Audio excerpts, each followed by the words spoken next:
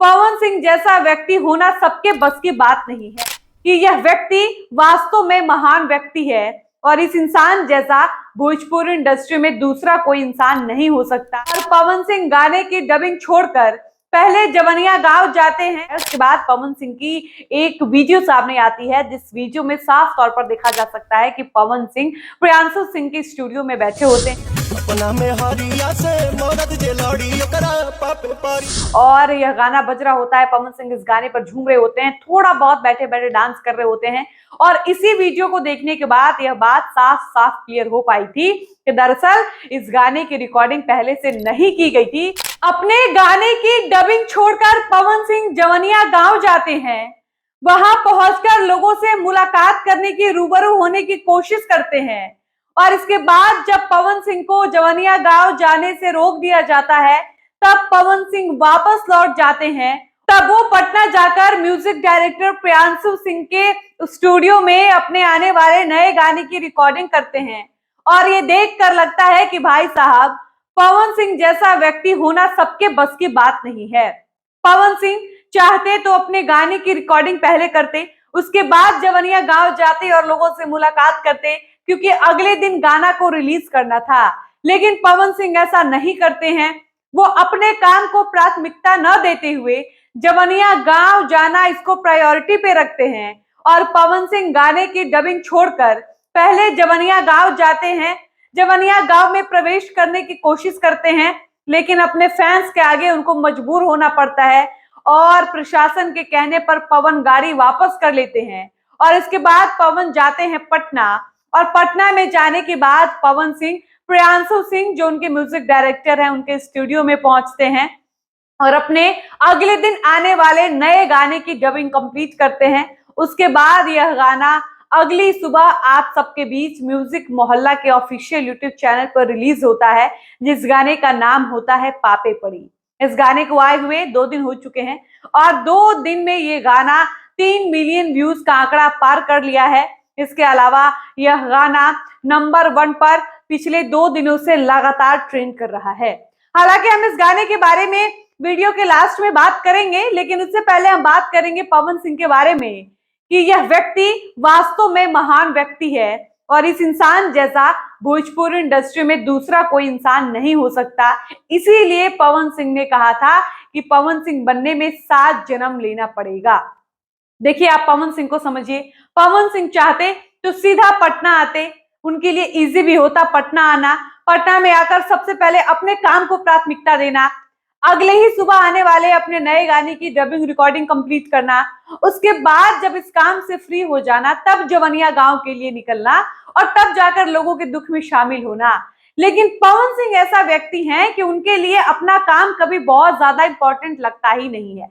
वो अपनी चीजों को, अपने गानों को, अपनी फिल्मों को या खुद को कभी प्राथमिकता के तौर पर रखते ही नहीं है।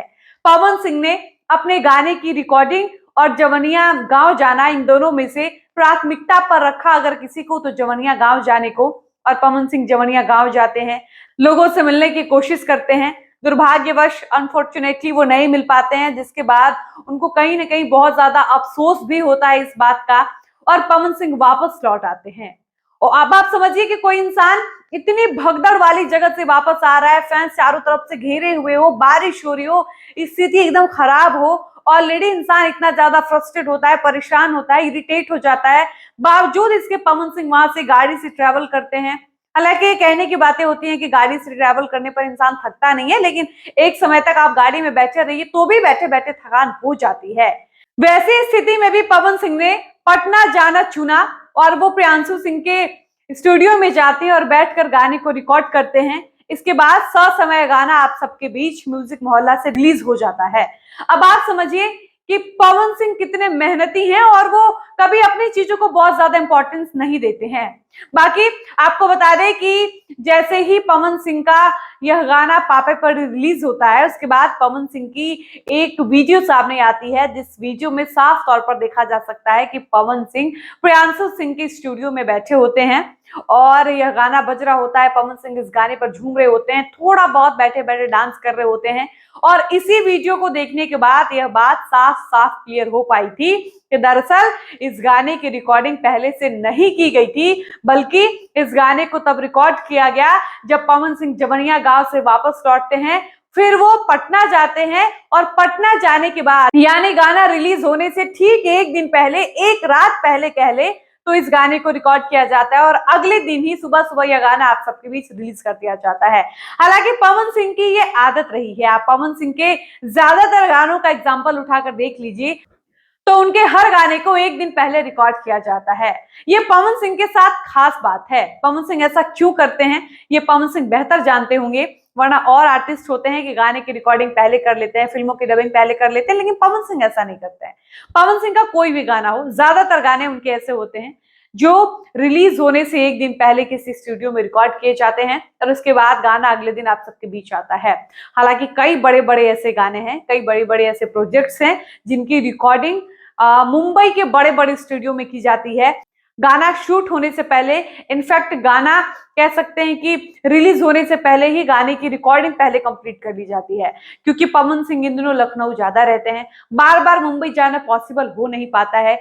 ऐसे में अच्छे इक्विपमेंट्स के साथ गाने को रिकॉर्ड करना, महंगी महंगी माइक से गाने को रिकॉर्ड करना, ये सब मुंबई के बड़े बड़े स्टूडियो में ही पॉसिबल हो पाता है।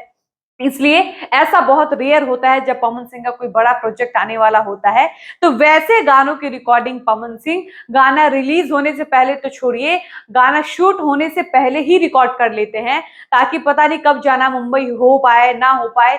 इसलिए पवन सिंह पहले ही गाने की रिकॉर्डिंग कर लेते हैं, उसके बाद गाना शूट होता है, देन गाना रिलीज होता है। लेकिन कोई छोटा मोटा प्रोजेक्ट हो, जैसे कोई बॉलीवुड का प्रोजेक्ट ना हो या फिर कोई बहुत महंगा प्रोजेक्ट ना हो, ऐसे गानों की रिकॉर्डिंग हमेशा पवन सिंह गाना रिलीज होने से एक रात पहले करते हैं और एक रात में गाने को मिक्स किया जाता है, तैयार किया जाता है और अगले दिन गाना आप सबके बीच रिलीज कर दिया जाता है। और यही हुआ है पवन सिंह के पापे पड़ी गाने के साथ। और पवन सिंह का ये त्याग, जवनिया गांव के लोगों के प्रति ये समर्पण पवन सिंह का देखकर लगता है कि पवन सिंह जैसा बनना वाकई आसान बात नहीं है। ये इंसान दूसरों के लिए अपना सब कुछ त्याग सकता है और ऐसा पहली बार नहीं हुआ है जब पवन सिंह ने खुद से ज्यादा दूसरों को महत्व दिया है। ऐसा कई बार हुआ है, ऐसा भतेरो एग्जाम्पल है जिसके माध्यम से हम आपको बता सकते हैं कि पवन सिंह किस तरह दूसरों के लिए जीते हैं।